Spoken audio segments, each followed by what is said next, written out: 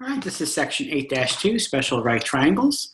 So let's start off with a little bit of review. We're going to circle the segment that is the diagonal square ABCD, and that segment would be segment AC.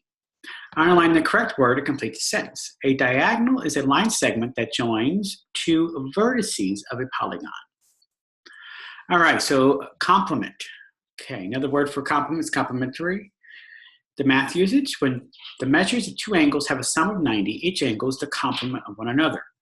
Okay, two angles whose sums are 180 are called supplementary. So big to remember the difference in the vocabulary. Okay, so if angle A is 40 and angle B is 50, we say the angles are complementary.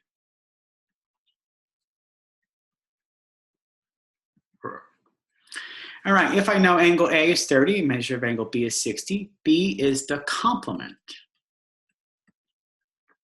of A. P and Q are complementary because their sum of the measures is 90. Okay. So if R has a measure of 35 degrees, then the complement of R has a measure of 55. If X has a measure of 22, then the complement has a measure of 68. If C has a measure of 65, then the complement of C is 25. All right, circle the complementary angles. So the two angles that add up to be 90 are going to be 40 and 50. All right. So we have a very special right triangle in this section we're going to learn. This is called the 45-45-90 triangle, where both legs are congruent and the length of the hypotenuse is the square root of 2. So here is the sides that we're going to set up. So these are the same lengths, and then the hypotenuse will be that length, whatever it is, times the square root of 2. So complete each statement for the 45-45-90. The hypotenuse is going to be the square root of 2 times the length of the leg. If the length of the length is 10, then the hypotenuse is going to be the square root of 2 times 10. All right, so what is the length of the hypotenuse of a 45-45-90 triangle with a leg length of 5 square roots of 3? So we know that the hypotenuse is going to be the square root of 2 times any leg. So square root of 2 times 5 square root of 3, okay? Switching these around, 5 square root of 3 times the square root of 2, multiplying underneath, we get 5 square root of 6. Okay. All right, so if the length of the hypotenuse of 45-45-90 is 10, what is the length of one leg? Will the length of the leg be greater than or less than 10? And explain. Okay, so it should be less than. Okay, the hypotenuse is going to be along the side.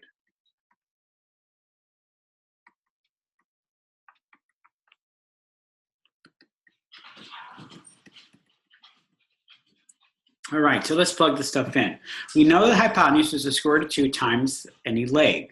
If I know that the hypotenuse is 10, then what I need to do is divide both sides by the square root of 2, so I know that the leg is 10 over the square root of 2.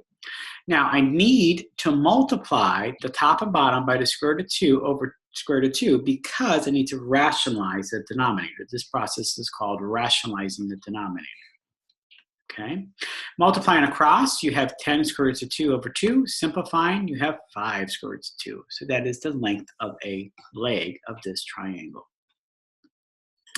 All right, so how would I use this in real life? So let's say you plan to build a path along a diagonal of a 100-foot by 100-foot square garden. To the nearest foot, how long should the path be? So use the words path, height, and width in the diagram. All right, so here is a triangle, square. This is going to be the height of the square.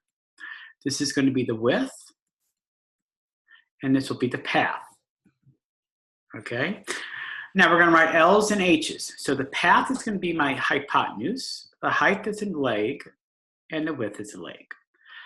All right, so we're going to substitute this in. We know H is going to equal square root of 2 times 100. So let's solve that equation. So if H equals the square root of 2 times 100, you're going to use the calculator, and we're going to get 141.4213562. To the nearest foot, we get 141 feet. All right, another very important special triangles, the 30, 60, 90. You kind of have to have this memorized, okay? And in this one, the hypotenuse is twice the length, the length of the shorter leg, and the longer leg is the square root of 3 times that. So here is the setup. So the hypotenuse is 2 times the shorter leg. The longer leg is the square root of 3 times the shorter leg. Okay. So let's complete the reasoning. F is the length of the hypotenuse. I can write the equation relating the hypotenuse and the shorter leg as 5 squared is 3 over 3. So let's figure that out. We know that the hypotenuse is 2 times the shorter leg. F is 2 times 5 square root of 3 over 3. Multiplying, you get 10 square root of 3 over 3. Okay. Let's apply this in jewelry making. So an artisan makes pendants in the shape of equilateral triangles. Suppose the size of the pendants are 18 millimeters long. What is the height of the pendant to the nearest tenth of a millimeter? All right, so let's circle the formula we would use to find the length. So the longer leg is going to be the square root of 3 times the shorter leg. Okay. Now the shorter leg here, notice this is a equilateral triangle, so the perpendicular is going to be a bisector. So we have 99 on each side. So find the height of the pendulum. So we have the longer leg is going to equal the square root of 3 times the shorter leg,